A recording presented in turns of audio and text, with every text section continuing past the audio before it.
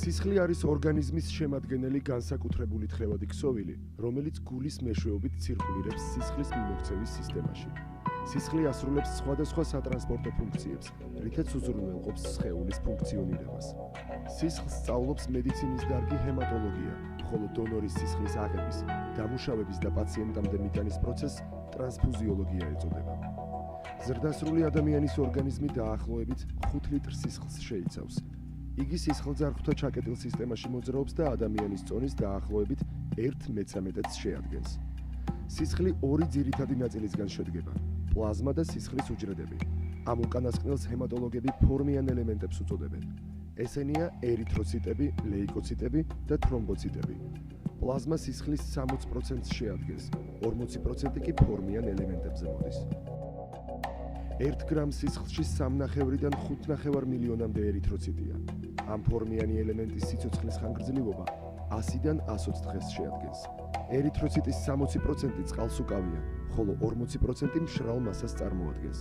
მშრალი მასის 95%-ს ჰემოგლობინი შეადგენს, ხოლო 5-10%-ს ცხიმები, ცილები, გლუკოზა და მინერალური მარილები. სისხლის თეთრი უჯრედები, ლეიკოციტები, ბირთვიანი უჯრედებია. ისინი ელენთაში, ლიმფურ კვანძებსა და ძვლის წითელ ტვინში წარმოიქმნება. 1 გრამ სისხლში 6-დან 1000-მდე ლეიკოციტია. მათი სიცოცხლის ხანგრძლივობა 4-დან 20 დღეს შეადგენს. ლეიკოციტების ძირითადი ფუნქცია ორგანიზმის დაცვაა. ჭრილობის შედეგად ქსოვილის დაზიანებისას უჯრედს შორის სივრცეში გამოიყოფა განსაკუთრებული ნივთიერებები, რომლებიც იზიდავენ ლეიკოციტებს. ქსოვილის დაზიანებულ უბანზე მოხვედრისას ლეიკოციტები გამოყოფენ სპეციფიურ ნივთიერებებს, რომლებიც ხელს უწყობენ დაზიანებული უბნის აღდგენას. სხეულში ბაქტერიის არსებობისას ლეიკოციტები აღმოაჩენენ მას, იჭერენ და გადაამუშავებენ. ამ პროცესს ფაგოციტოზი, ხოლო მასში მონაწილე ლეიკოციტებს ფაგოციტები ეწოდება. ზოგჯერ ფაგოციტები თვითონაც ზიანდებიან და იღუპებიან. ორგანიზმის უცხო სხეულებისგან დაცვა სხვა გზითაც ხდება.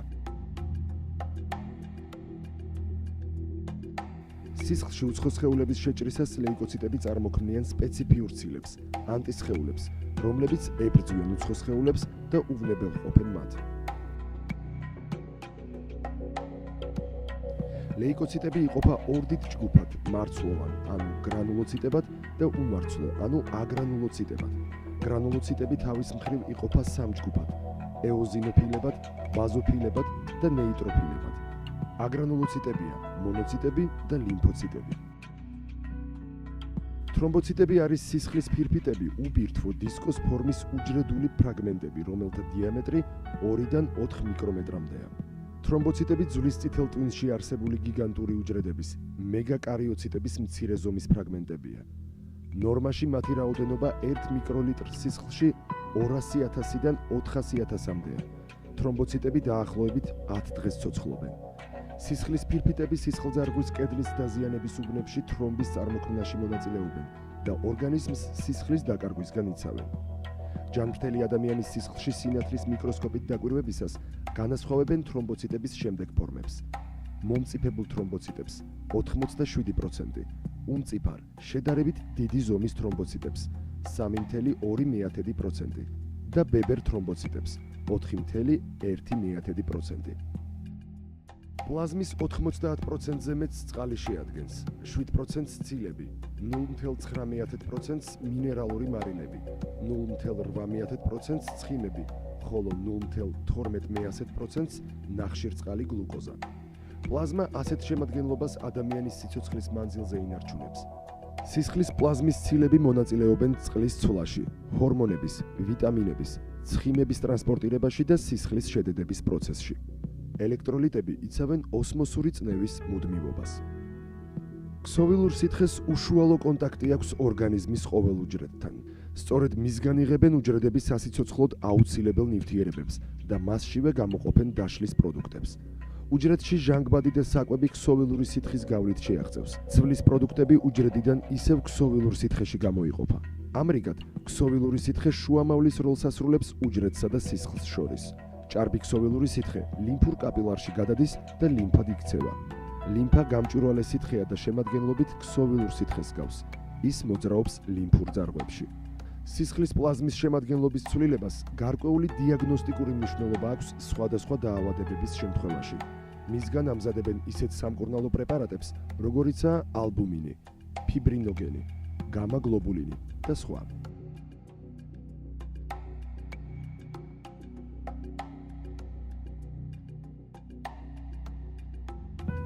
ძველი ცივილიზაციის დროიდან ცნობილია, რომ ადამიანები ავადმყოფის გამოჯანმრთელების მიზნით მიმართავდნენ ორგანიზმიდან სისხლის გამოღებას, რასაც ვენის გახსნით აკეთებდნენ.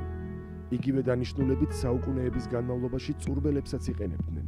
მოსახლეობის გენეტიკურ მეხსიერებაში დღემდე შემორჩენილია ის, რომ მათი წინაპრები მხცოვან ასაკამდე სისხლის გამოღების ზემოხსენებული მეთოდების პერმანენტული გამოყენების შედეგად აღწევდნენ. მიუხედავად იმისა, რომ ამ ღონისძიებას ემპირიულად მიმართავდნენ ჩვენი წინაპრები, რეალურად არ იცოდნენ თუ რატომ შველოდა ეს პროცედურა ადამიანს, რა იყო სისხლის გამოღების ფიზიოლოგიური საფუძვლები. მე-19 საუკუნეში მეცნიერებმა დაადგინეს სისხლის შემადგენლობა და ამავე პერიოდში დადასტურდა, რომ სისხლის გამოღება იწვევს სისხლმბადი ორგანოების სტიმულირებას და სისხლის განახლებას. ამის შემდეგ უკვე მედიცინაში დაინერგა სისხლის გადასხმის ტექნოლოგია და შესაბამისად წარმოიქმნა დონაციის ინსტიტუტი. ადამიანის დონორული სისხლის მიღების, გადამუშავებისა და რეციპიენტამდე მიტანის პროცესს ტრანსფუზიოლოგია შეისწავლის. ეს პროცესი ორ ნაწილად იყოფა: საწარმოო და კლინიკური ტრანსფუზიოლოგია. დონაციის გზით მიღებული და დამუშავებული სისხლისა და სისხლის პროდუქტების გადასხმით ყოველწლიურად მილიონობით ადამიანის სიცოცხლის გადარჩენა ხდება. დონორებისგან მიღებული სისხლი პაციენტებს ეხმარება სიცოცხლის გახანგრძლივებაში, გამოჯანმრთელებაში, რთული სამედიცინო პროცედურებისა და ქირურგიული ოპერაციების წარმატებით განხორციელებაში. მსოფლიოში სისხლზე მოთხოვნა არსებულ მარაგს აღემატება და სისხლის ბანკები ხშირად საჭირო ოდენობით სისხლის მარაგის შექმნის პრობლემას აწყდებიან. სისხლის დონაცია არის პროცესი, როდესაც ჯანმრთელი ადამიანი გასცემს სისხლს. ერთი დონორის მიერ გაცემულმა სისხლმა შეიძლება 3 ადამიანის სიცოცხლე იხსნას. დონორობა ის უკვე აქტიურად ძალიან დიდი ხნის ისტორია აქვს. ჩვეულებრივი მოსახლისთვის დონაცია და დონორი ნიშნავს სისხლის ადამიანს, რომელიც აბარებს სისხლს. თუმცა ბოლოს ფაქტიურად ახლობის 20 წელია, რაც გამოჩნდა პლაზმის დონორი, რომელიც აბსოლუტურად განსხვავდება სისხლის დონორისაგან. თუ სისხლის დონორი აბარებს სისხლს და მისი ჩაბარებული დონაციიდან ხდება სისხლის წითელი ელემენტების მომზადება შემდეგი გამოყენებისთვის სამკურნალოდ, ამ შემთხვევაში პლაზმის დონორის შემთხვევაში ხდება პლაზმის დონაცია, რომელიც გამოიყენება ნედლეულად მზა პრეპარატების დასამზადებლად.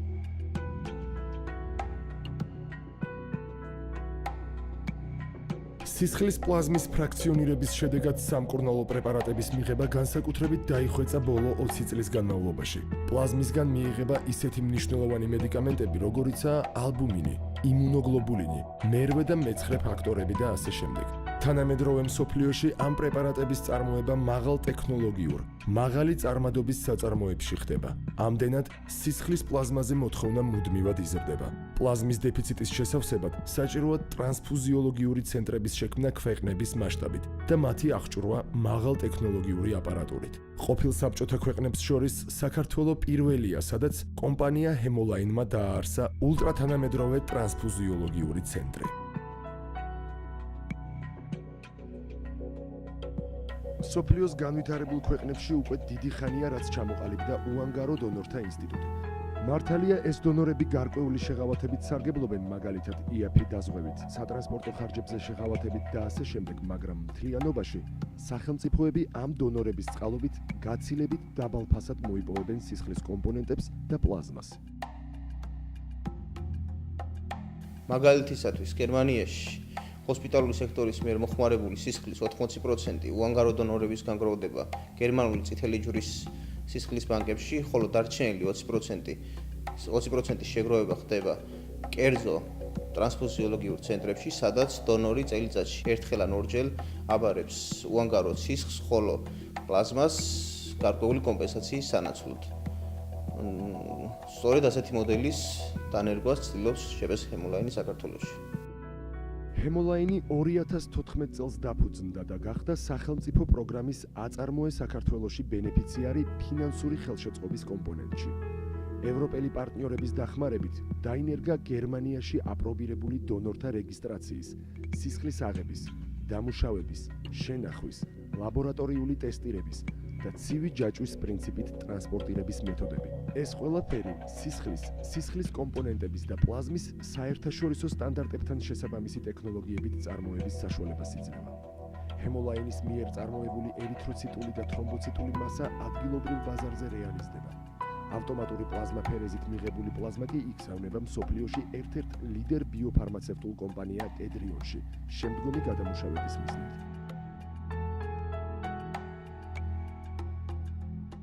ასეთი მაღალტექნოლოგიური ცენტრების ქსელის შექმნა საქართველოში საკმაოდ დიდი მოცულობის პლაზმის აკუმულირების შესაძლებლობას შექმნიდა.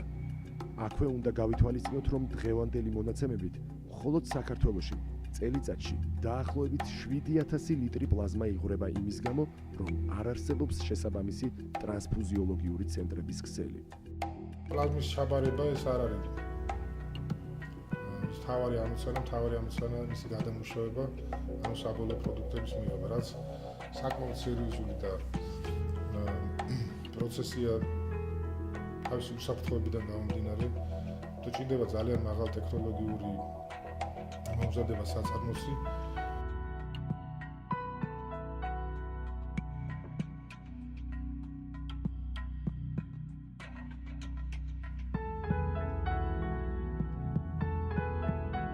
პლაზმ აფერეზი არის ავტომატური პროცესი, რომელიც გულისხმობს ადამიანის სისხლის ფორმიანი ელემენტებისა და პლაზმის ერთმანეთისგან განცალკევებას. ეს ოპერაცია მაღალ ტექნოლოგიური აპარატის მეშვეობით ხორციელდება. ჰემოლაინი ერთადერთი კომპანიაა ყოფილი საბჭოთა კავშირის ქვეყნებში, რომელიც ულტრათანამედროვე ტექნოლოგიების გამოყენებით აწარმოებს დონორულ პლაზმაფერეზს. კომპანია ჰემოლაინმა ევროპული სტანდარტების შესაბამისად დანერგა მართვის პროგრამული უზრუნველყოფა, რომლის მეშვეობით ავტომატურად ხორციელდება მთელი პროცესი, დაწყებული დონორის რეგისტრაციიდან საბოლოო პროდუქტის დასაწყობებით და ტემპერატურული რეჟიმის რეგულირებით დამთავრებული.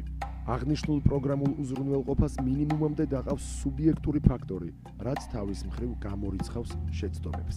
ჰემოლაინში პირველადი დონორის რეგისტრაცია პირადი მონაცემების აღრიცხვით იწყება.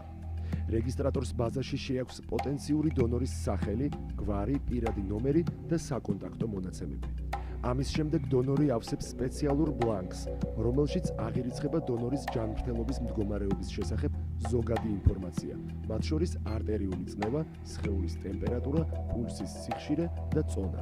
ამ მონაცემებზე დაყრდნობით პროგრამულად დგინდება ჩასაბარებელი პლაზმის რაოდენობა. კითხვარის შევსების შემდეგ პოტენციური დონორი კომპანია ჰემოლაინის ექიმთან გადის კონსულტაციას. ექიმის მიერ დადებითი პასუხის შემთხვევაში პირველად დონორს უტარდება სისხლის პრედონაციური ექსპრეს-კვლევა. დონორის სისხლი მოწმდება B და C ჰეპატიტებზე, შიდსზე და ათაშანგზე. დამაკმაყოფილებელი შედეგის მიღების შემდეგ დონორი შედის დონაციის დარბაზში, სადაც ექთანი იწყებს დონაციის პროცედურას. დონორის ვენიდან პლაზმაფერეზის აპარატში შესული სისხლიდან მემბრანული ფილტრის მეშვეობით ხდება პლაზმის გამოცალკევება, ანუ აფერეზი. აპარატი ერითროციტულ მასას ამატებს ანტიკოაგულანტს და ფიზიოლოგიურ ხსნარს, რის შემდეგაც გაზავებულ ფორმიან ელემენტებს დონორის ორგანიზმში აბრუნებს. აღებული პლაზმა სპეციალურ რეზერვუარში გროვდება, რომელშიც ხდება მისი გაყინვა -40 გრადუსამდე ტემპერატურაზე. პროცედურის დასრულების შემდეგ დონორის სისხლის ნიმუში იგზავნება ლაბორატორიაში, სადაც ის მაღალ ტექნოლოგიურ კვლევას გადის ვირუსულ ინფექციებზე. კვლევის შედეგების შესაბამისად წუნდებული პლაზმა იგზავნება გასანადგურებლად, ხოლო ვარგისი ნედლეული ინახება სპეციალურ მაცივარში. მას შემდეგ, რაც ჰემოლაინის მაცივრებში დასაწყობებული დონორული პლაზმის ოდენობა 5 ტონას მიაღწევს, იტალიური ბიოფარმაცევტული კომპანია კედრიონი სათანადო ტექნოლოგიების დაცვით ახდენს მის ტრანსპორტირებას ქარხანაში, ნედლეულის კონტრაქტული ფრაქციონირებისათვის. პლაზმიდან მიღებული სამკურნალო პრეპარატები საქართველოში შეღავათიან ფასად ბრუნდება. საკმაოდ სირიოზხოვანია ამ ტიპის პრეპარატების წარმოებლები. გლობალურ კრიზისამდე სანამ დაიწყებოდა თუ არსებობდა მაგალითთვის შემიძლია გითხრათ, რომ იყო დაახლოებით 55 საწარმო მთელი მსოფლიოს მასშტაბით, თუმცა ამ კრიზისის შემდეგ მოხდა ძალიან ბევრი მართულებით წარმოებლების გაერთიანება და ანალოგიური პროცესია ახლა პლაზმა ინდუსტრიაში მონაწილე საწარმოებსაც 55 გახდა 28, შესაბამისად მოხდა გამსხვილება თუმცა ამას ხელი არ შეუშლია იმისთვის, რომ აღნიშნული პროდუქციის წარმოება თანდათან უფრო და უფრო გამსხდარიყო, უფრო მოთხოვნადი და შესაბამისად მისი წარმოება გაძლიერდეს.